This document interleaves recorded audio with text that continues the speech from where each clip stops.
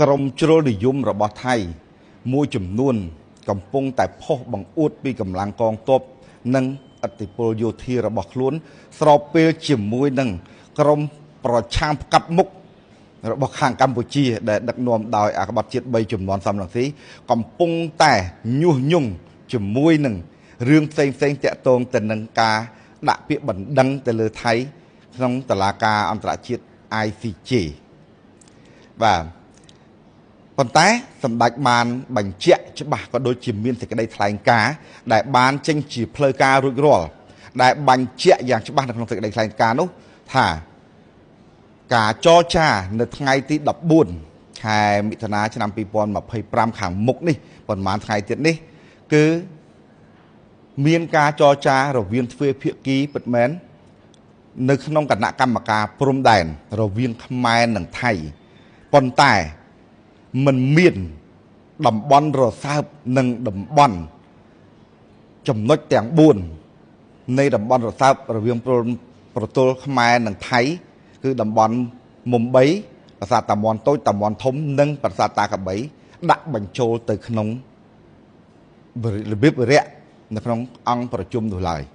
បានថារឿងទាំង4តំបន់នេះដែលជារឿងក្តៅកគុក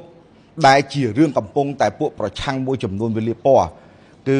มันបានដាក់ចូលក្នុងរបៀបវិរៈក្នុងការប្រជុំឡើយអញ្ចឹងបានថាយើងយល់កាលណាมันដាក់បញ្ចូលបានតែខ្មែរមិនត្រូវការចរចារឿងប៉ះពាល់គ្នានៅថ្ងៃទី8ខែឧសភាមុននេះទេណាអញ្ចឹងហើយក៏បានរៀបចំបញ្ជូនរួចរាល់ជាមួយនឹងវិវាទតំបន់ទាំង4ទៅតុលាការ ICJ នៅទីក្រុងឡាអេកាលពីថ្ងៃទី2ខែមិថុនាឆ្នាំ2025នេះហើយដែរ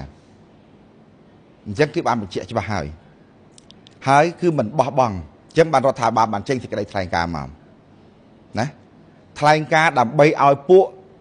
ដែលមានបញ្ហាខួរក្បាលមួយចំនួនវានៅតែមានការលាបពណ៌ហើយវានៅតែកំពុងតែមោទនភាពលើខ្លួនឯងថាបើសិនជាខ្លួនឯងមិនបានចេញវីដេអូឬក៏ខ្លួនឯងមិននាំគ្នាអុចអាប្រឆាំងតវ៉ាទេប្រហែលជាគ្មានរឿងនៅក្នុងការប្តឹងថៃនេះបានទេដែលពួកនោះកំពុងតែគិតថាខ្លួនឯងកំពុងតែជាមនុស្សឆ្លាតជាងអ្នកដទៃទាំងខ្លួនឯងខ្លៅហើយមិនមានកំណើត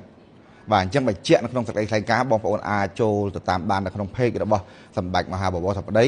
ដែលលោកប្រកាសនៅសេចក្តីថ្លែងការណ៍បញ្ជាក់យ៉ាងច្បាស់លាស់ជូនប្រជាពលរដ្ឋខ្មែរក៏ដូចជាបងប្អូនទាំងអស់ឲ្យបានយល់និងកុំឲ្យមានការប៉ាន់ស្មាន